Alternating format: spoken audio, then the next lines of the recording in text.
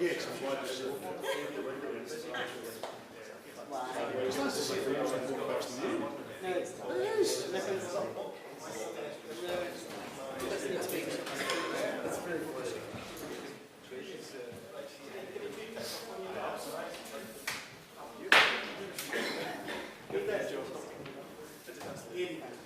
Not my WNT, solid. Spear.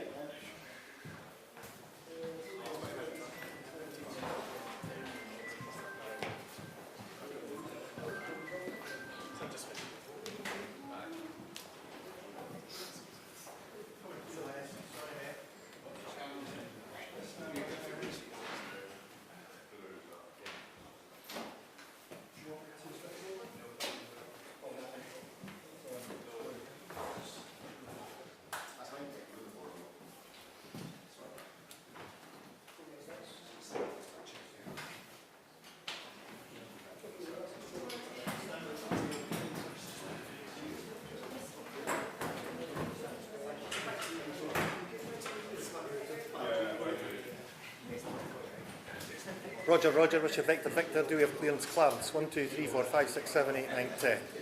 Sounds good to me. Have I told you lately that I love you? Have I told you there's no one above you? Happy?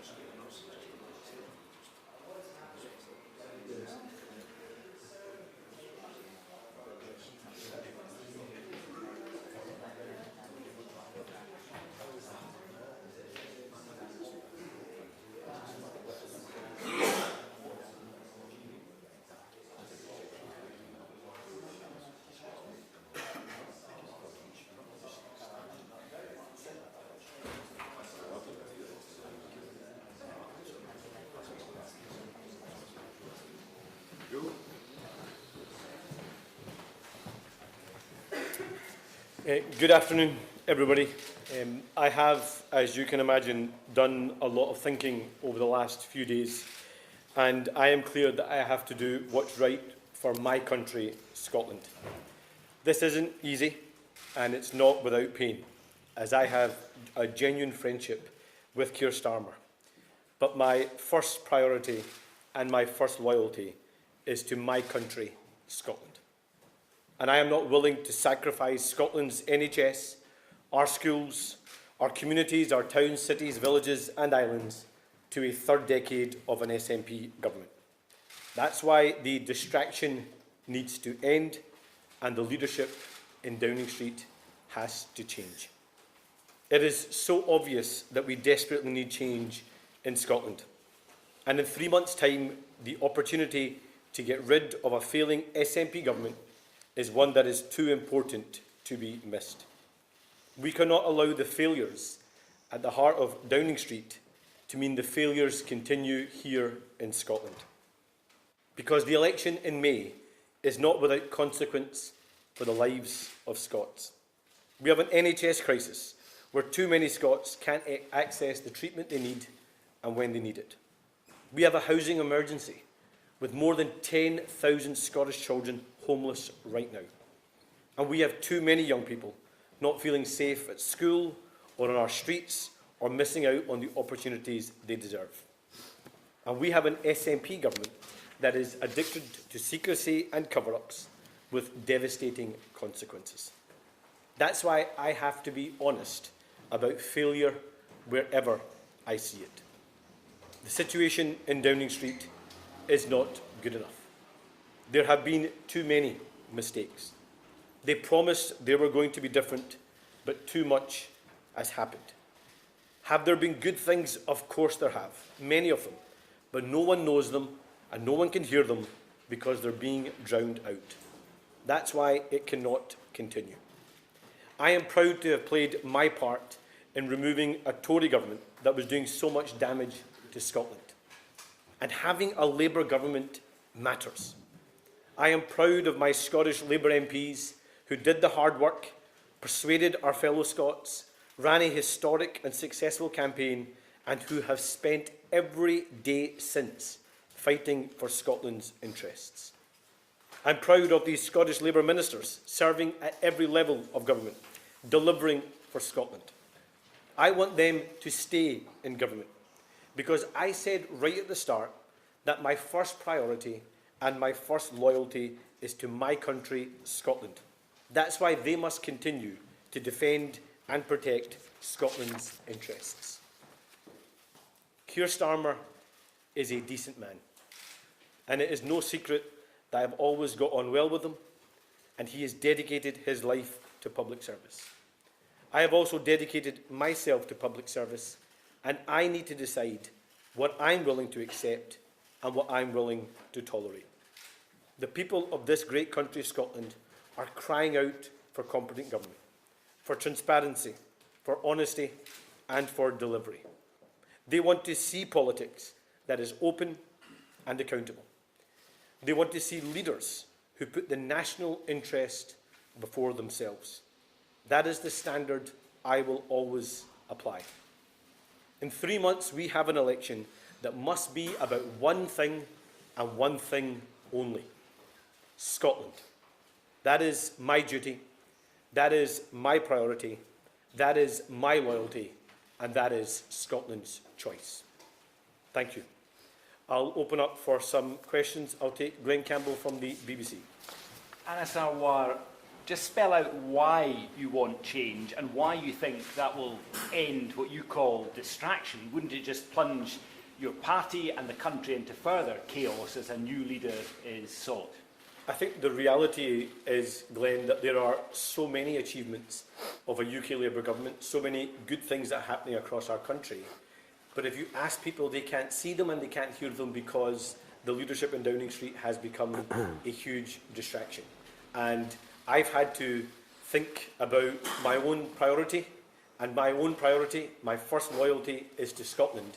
And Scotland needs to fundamentally take the opportunity for change here in Scotland in 3 months' time. But who do you want to replace Keir Starmer? And if that is let me be discovered through a leadership contest, won't that cause months of chaos?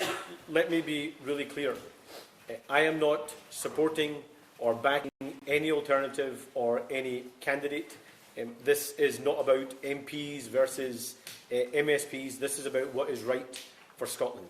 And it is for the UK Cabinet, it is for Downing Street, it is for the UK Labour Party to decide any process, any timeline, and what comes next.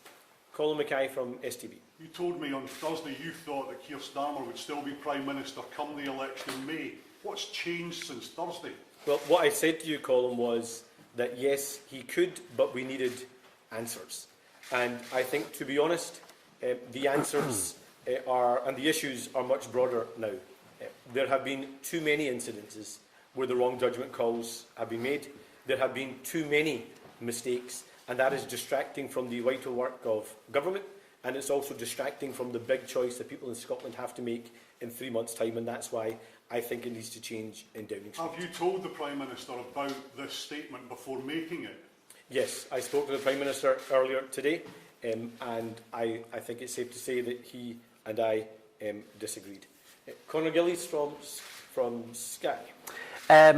Anas Sarwar, one of your own Scottish Labour MPs is reacting to what you're saying here, calling it idiotic, immature, incoherent and self-defeating. It's playing right into your opponent's hands, according to that senior figure. Have you done this to blame the Prime Minister if you fail to become First Minister in May? And second of all, if you don't mind, last year you called Peter Mandelson an old friend when it was public knowledge that he had links with Jeffrey Epstein. How do we take you seriously on cleaning up politics when one of your own Scottish Labour MSPs is best friends with a convicted paedophile? Well, let me first say that the approach of briefings I have always called out. And that's why I'm not taking the approach of briefing, I'm not taking the approach of talking to journalists in private. I'm being upfront and honest about my view and my first priority and my first loyalty being to Scotland, and that's why I'm doing what I believe is best for Scotland.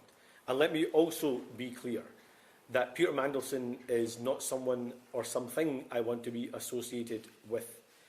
I met him in his capacity as the ambassador ambassador to the US because that was the right thing to do in Scotland's interest. But should he have been appointed the ambassador? No.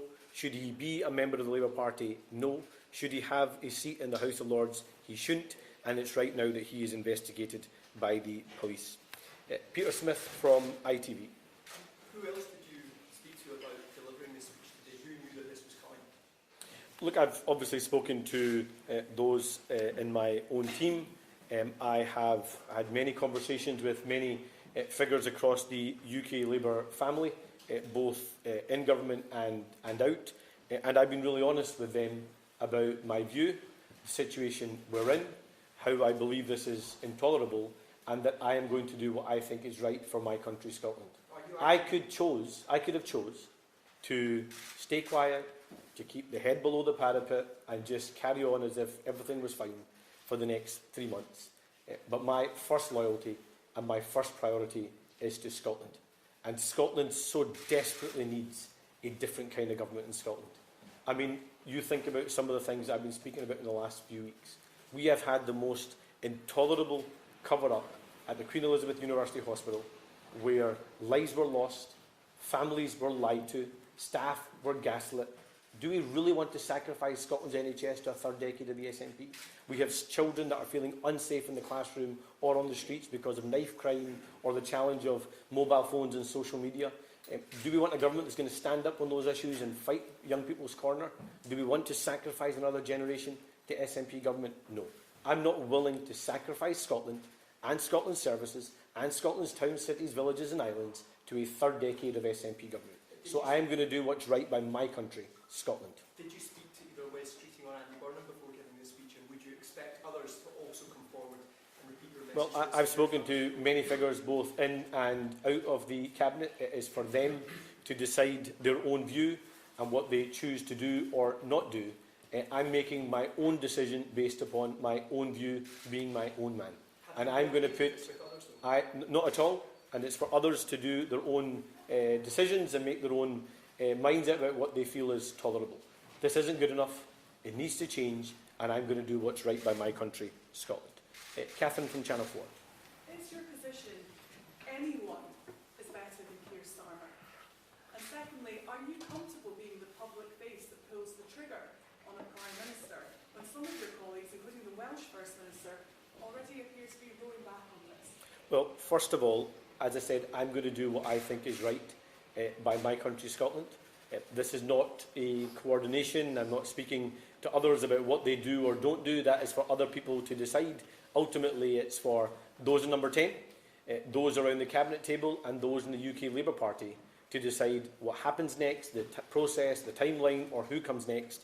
That's not a matter for me. The only job that I'm concentrating on is making sure that we change the government here in Scotland, remove John Swinney and the SNP from office so we can take a different approach here in Scotland. If this goes wrong, will you resign if Keir Starmer doesn't step down? I am standing to be Scotland's First Minister. I'm being open about my view. I could choose to keep my view a secret. I could choose to brief in private. That's not the approach I take. I'm doing what I think is right. I'm doing what I believe is my first priority and first loyalty to my country, Scotland, and I'm being my own man, making my own decisions. It's for other people to decide their own view. I'll take Paul from the Daily Record. You've always had a good relationship with the Prime Minister, so how did he respond when you told him what you're going to do today?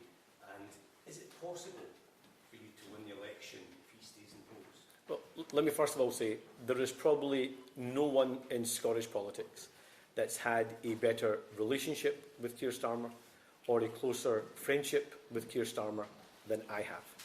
He is someone that I have campaigned alongside, worked alongside for the last 5 years in my role as leader, someone that I campaigned ferociously for to make sure we could get rid of a Tory government, and someone who I have supported in the last 18 months. So does this cause me personal hurt and pain? Of course it does. This man is someone that I regard as a friend and who I have a certain level of loyalty to.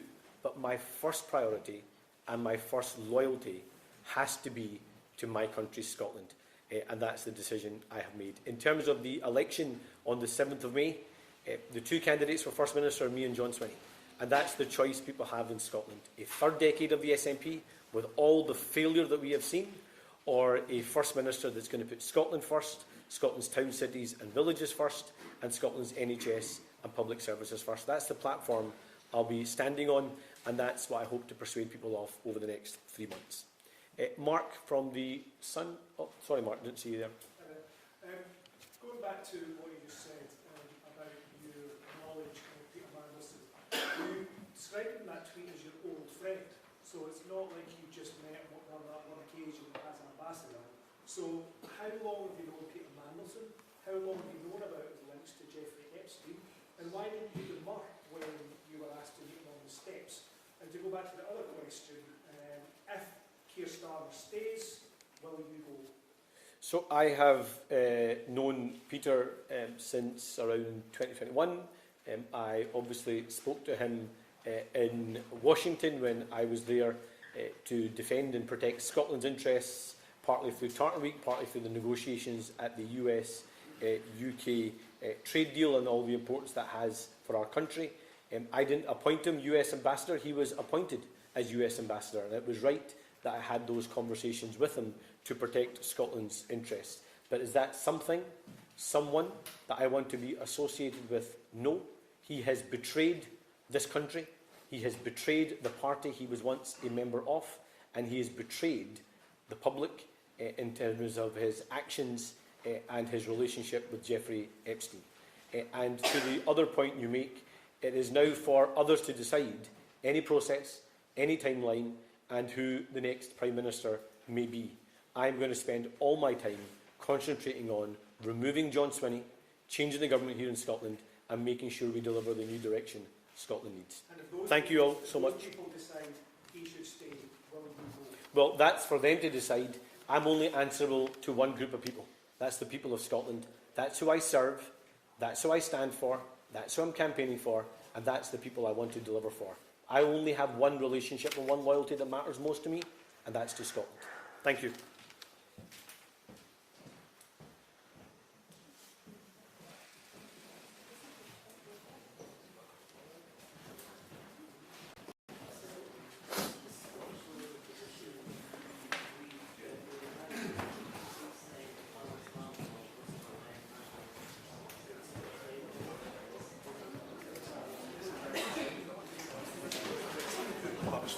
It was a bit of drama.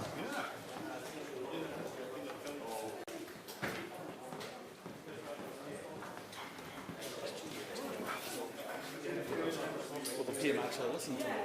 Sorry? Will the PM actually listen to me? Well, no. That's what I was wanting to ask him. Well, when he said that, he said that we're different in our agreement, in our view on it. Yeah.